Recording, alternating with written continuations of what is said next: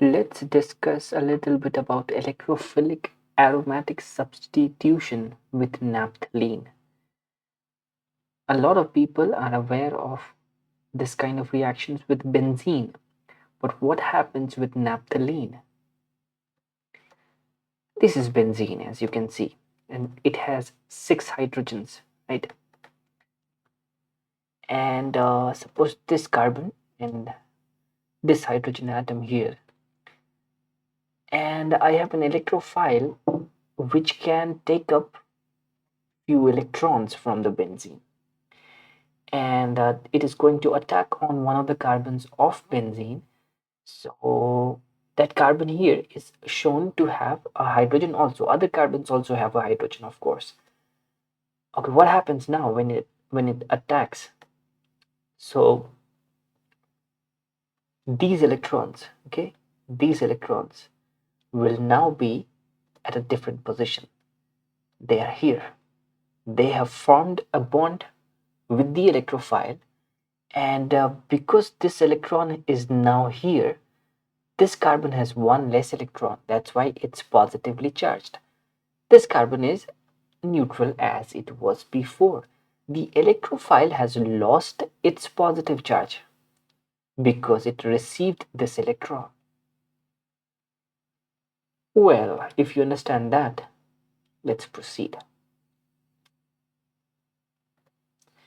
Now the species which we get can have resonating structures. The carbocation which we get can have resonating structures. So it can also be drawn like this. What happened here? So these electrons, they are now at a different position. This one is here, but this one is here. So now the positive charge is at this carbon because this carbon lost an electron. And the positive charge of this carbon before is gone because this electron is now here.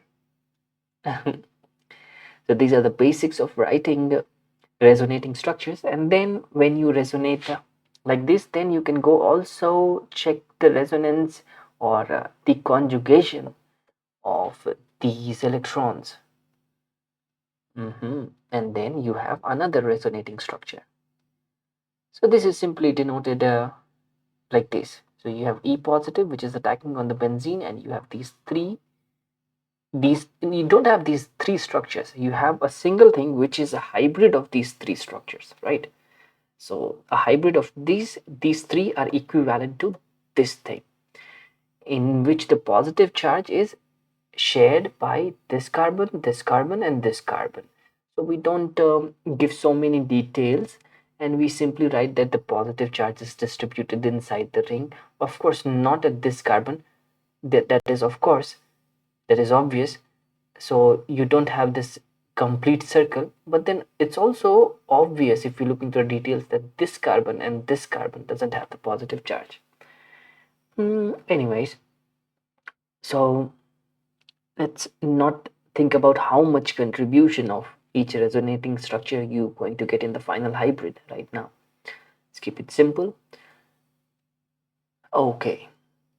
And what happens after this? When this carbocation is formed, then now the aromaticity of the benzene ring is lost. To gain back the aromaticity, an H plus is released, and these two electrons are now back inside the ring, completing the aromaticity, and you get this final product. Okay, notice that I should have drawn benzene like this, but I used to start with one of its resonating structure, which I could have chosen to be the other one also. And so to proceed to write mechanism, we can't go with the resonance hybrid. We have to choose a certain resonating structure to depict the mechanism. Okay, but that wouldn't leave any difference. I will show it to you also later on in this video. The stability of this carbocation plays an important role in the reactivity of this carbocation here, because it's the most unstable thing here, right? The ring has lost its aromaticity. There is a positive charge on carbon, and the energy profile, the energy profile here is like, if you have reactants at this energy level, then you have an intermediate which is at higher energy level, and then the product, which could be or may not be that high, depending upon whether the reaction is exothermic or endothermic. But this thing here is this thing,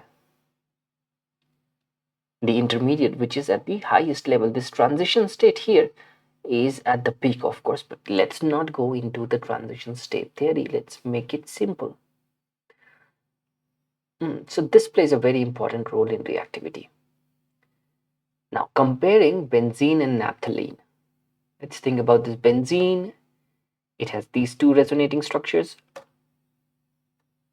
Now let's think about naphthalene. It is two benzene rings fused together. How many resonating structures does it have? Let's start thinking about it. So suppose I keep a double bond here. I have to have alternate double bonds in the system. So if I have a double bond here, then I need to have the double bonds at, okay, also if you have a double bond here or here, it doesn't matter because it's the same thing, right? So once you have a double bond at the bridge, it's not technically a bridge, at where the rings are fused, because in the bridge, in organic chemistry, we call it a bridge if there is one more. If there would have been one more carbon atom in the middle, it's not technically a bridge. So where the rings are fused, there if you have a double bond, then you need to have a double bond here, you need to have a double bond here, you need to have a double bond here and here. So one resonating structure with double bond at this location. Now let's not try to have the double bond at this location. Let's have it here instead, and then draw alternate double bonds. Good. Then now let's not have the double bond at the bridge and at this location, not also at this location, but maybe at this location, right? So let's think about that. Alternate and complete, and you get this. Then you might say, like, how about maybe I start not have a double bond at this here, but I will have a double bond here. Then you, if you complete this thing, you will get this one, right? So this is not a new resonating structure. And also there is one more side also you can check, and you can be pretty much certain that there are only 3 resonating structures for naphthalene. Okay, so now also another interesting situation here. It's not like benzene. Naphthalene is not like benzene. The electrophile can attack at different positions. So these 4 positions are very similar, right? These 2 positions are quite similar, and these 4 positions are also similar. So where yellow, green, or blue, where to attack? It can attack anywhere, but not at the yellow, because there is no hydrogen there. As you saw in the mechanism before, that we need a hydrogen which will be expelled as H positive to complete the mechanism. So not at the yellow position. There's no hydrogen there, no matter which resonating structure you draw. So these 2 positions, the green position, let's call it an alpha position because it's closer to the yellow, just next to the yellow, and the blue position, let's call it a beta position. Okay. Let's think about the alpha attack first. What happens in the alpha attack? Okay, so the electrophile is there and it is going to attack there.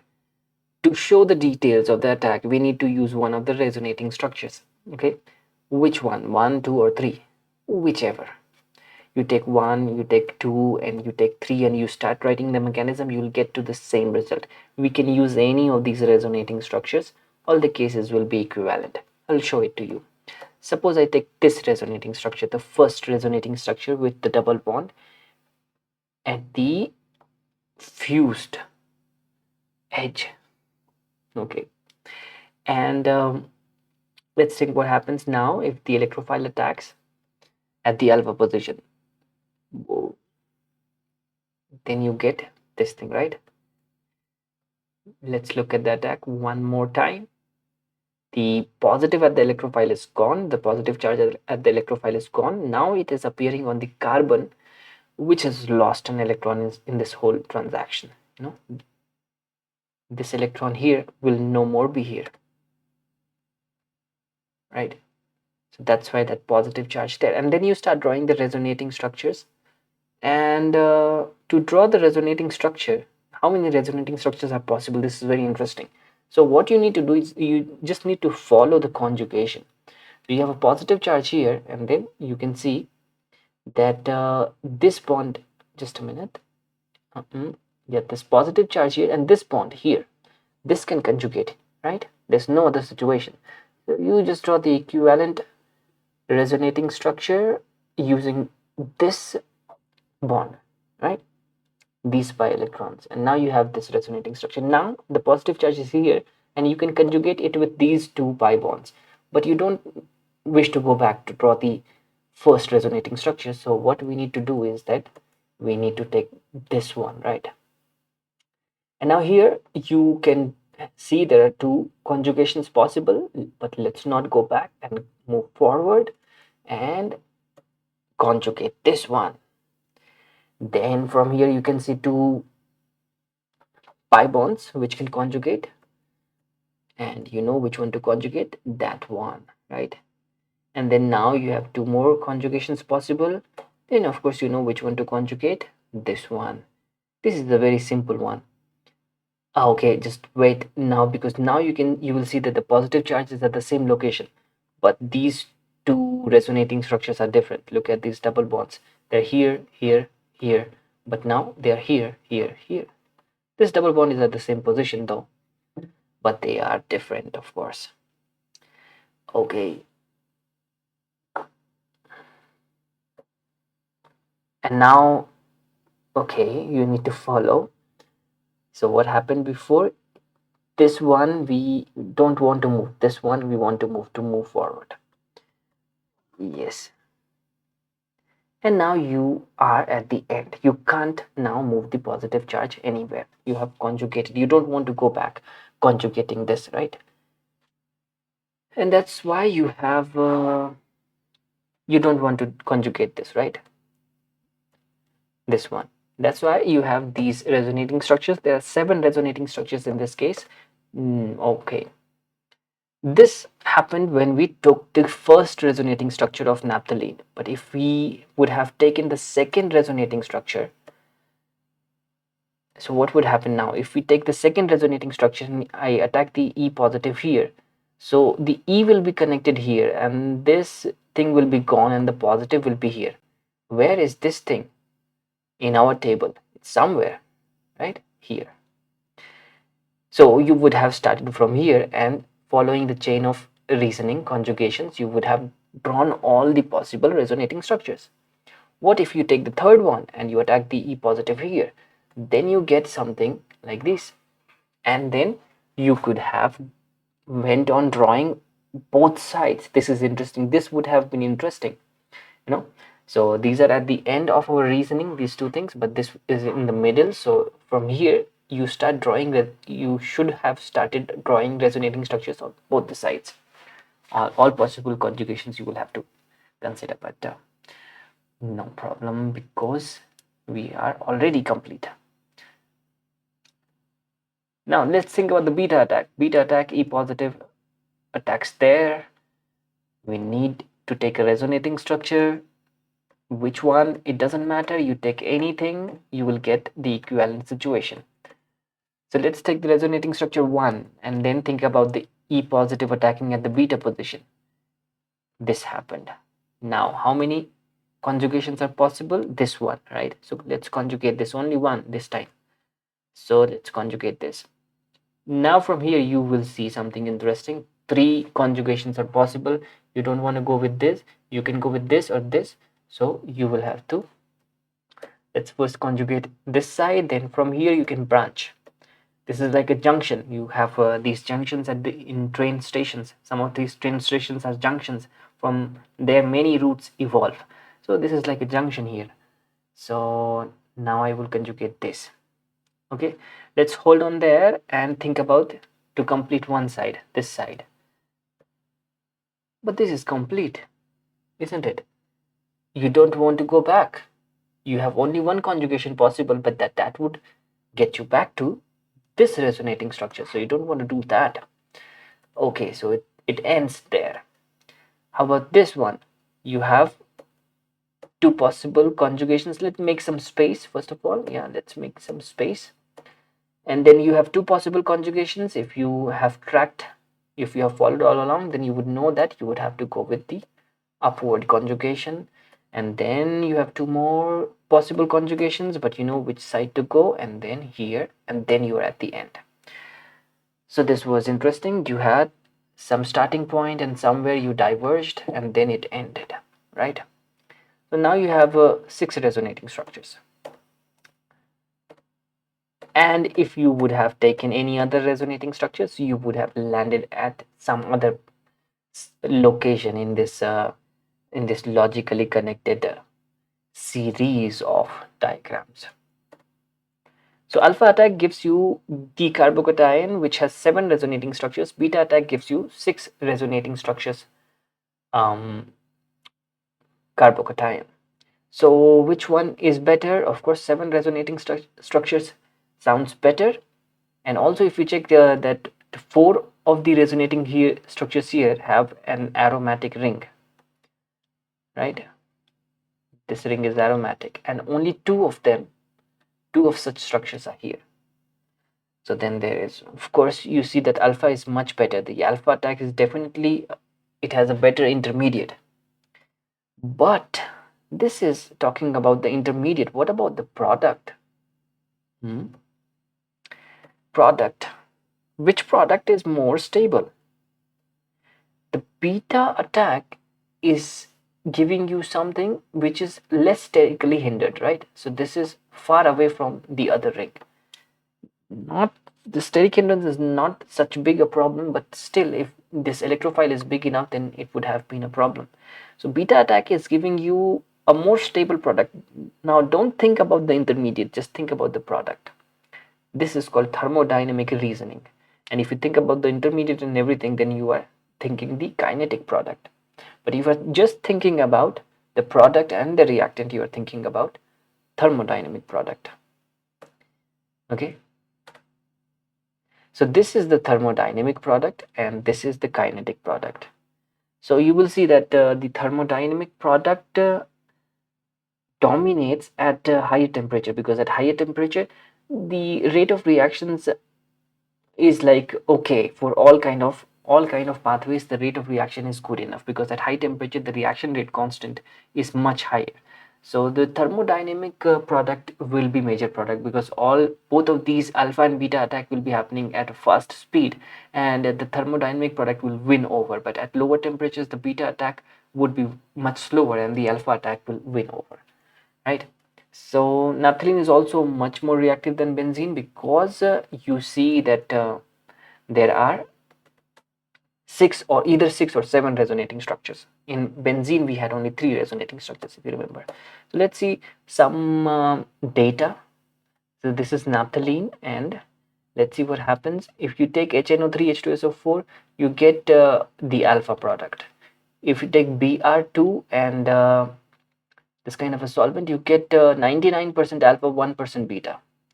That's fine. If you switch to a bigger group, COCH3, then you see 25% of beta, right? And if you, yeah, this is interesting. You only get beta here, and there are some different kind of situation. 25 degrees Celsius temperature, and you also have C6H5NO2 and AlCl3. How could that play a role here? I leave it for you guys to decide what happened in this one. Okay, now let's think about the H2SO4 situation. It has SO3 as an electrophile and it attacks at 120 degrees Celsius. You see the temperature is not that high, because in the next one we have 160 degrees Celsius, and then in that case you have beta product, but at lower temperature you have alpha product. So at some temperature there is a shift towards beta, right? So The EAS in naphthalene is generally more favored at alpha position, but there is a shift towards beta attack for bigger groups at higher temperature. Okay. So we will be discussing also pyrrole and pyridine in the next few videos. So keep following and subscribe the channel for more content like this. Thank you. Have a nice day.